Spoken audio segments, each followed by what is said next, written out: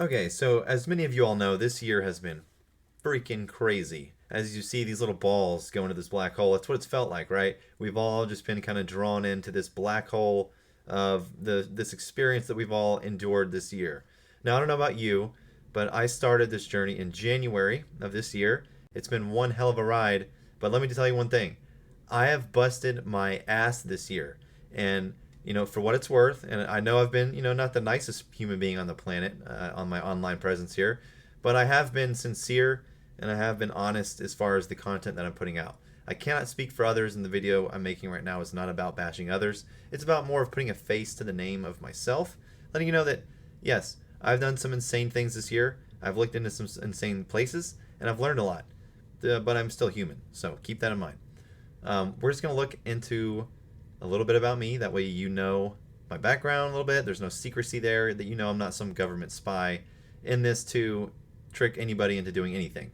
My whole purpose here, my whole presence online, is to try to get you to see how easy it can be to think for yourself and not have to rely on any of these people that we've seen this year come out and trick people, lie to people, lure people in, hype people up, draw people in, and at the end of the day, they've been taking your time away from you. The one chance of life you get, your time is the most valuable thing that you have, and I'm aware of that, which is why that I've tried to make every video, and I know that this hasn't been the case for all of them, of course, but for every video, my goal is to inform you, educate you, and in a way that makes sense and in the quickest way possible. Because again, time is money. I value your time.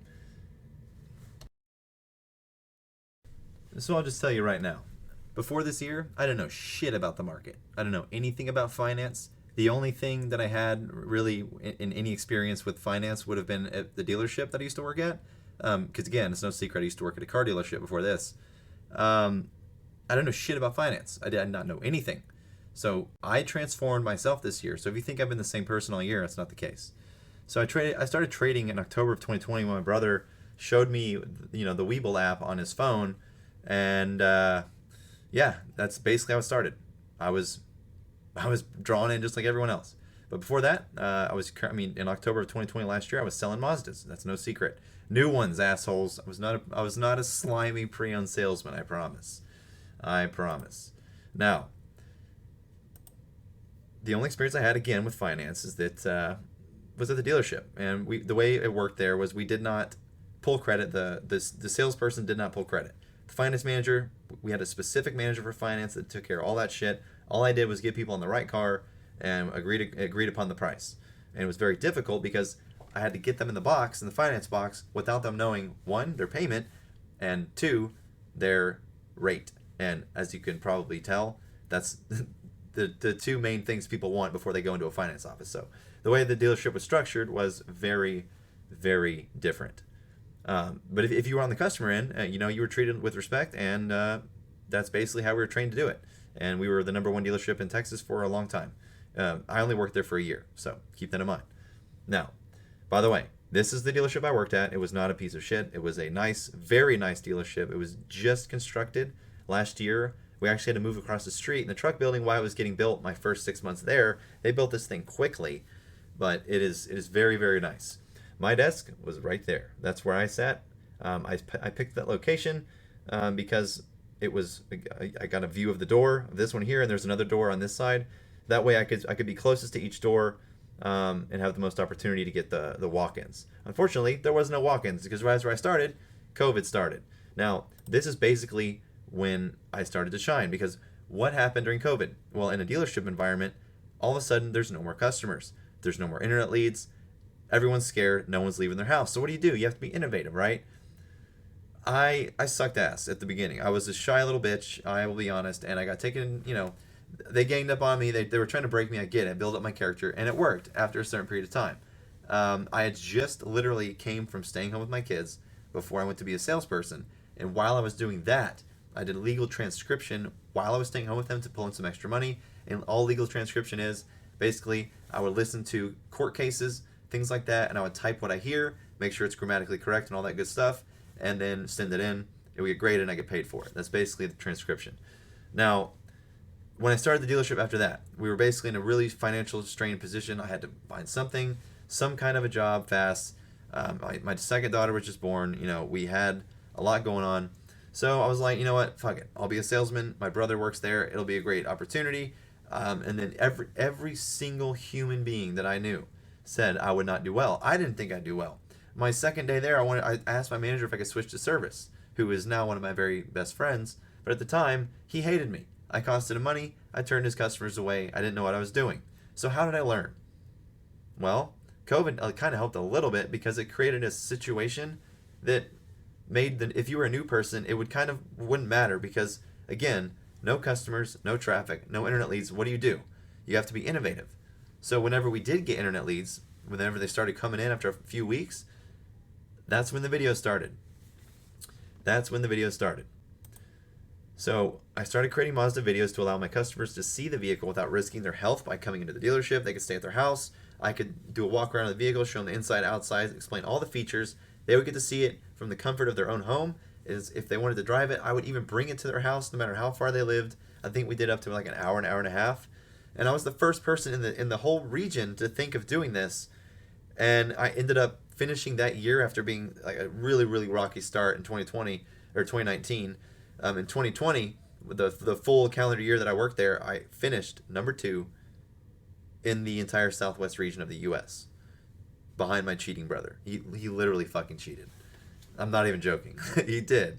It was like by a couple of cars. But anyways, innovation is key. So where am I going with all this?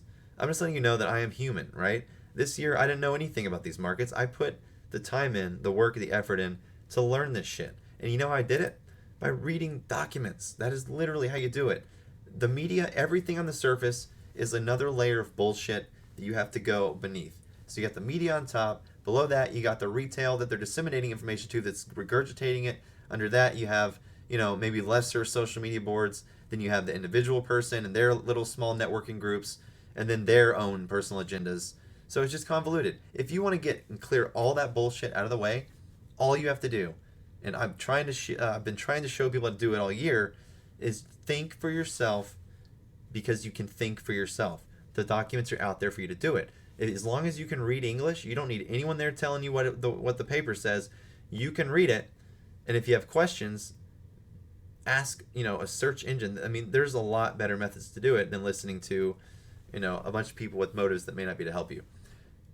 Now, because I'm surrounded by people who aren't doing what I'm doing, and I know so much because I took the time to learn so much, that is why I come off as a dick sometimes, because it pisses me off when I've put in hours and hours and hours and hours of time, and then I get rebutted by a non-argument, but they won't look at the source document to see where I'm coming from. I mean, that's the problem, right? But the good news is that the truth is there. It can't, like, emotions can't change it. However you feel can't change it. It is how it is, and it is what it is. As soon as people realize that, I think that we'll start to be in a better place. But hope and faith, that doesn't really have a place in finance because, again, it's finance. You have too many alternative motives. Now, let me just say one thing. This year has been, I couldn't even put words to describe it. It's been grateful. And I'm grateful for everyone that I've met this year, and I'll never forget it. I've sincerely been here to learn and help others learn, and I saw the narrative. I saw the salesman. I was just a salesman. I can smell bullshit from a mile away now. I know when people are selling product and they're not trying to actually help somebody.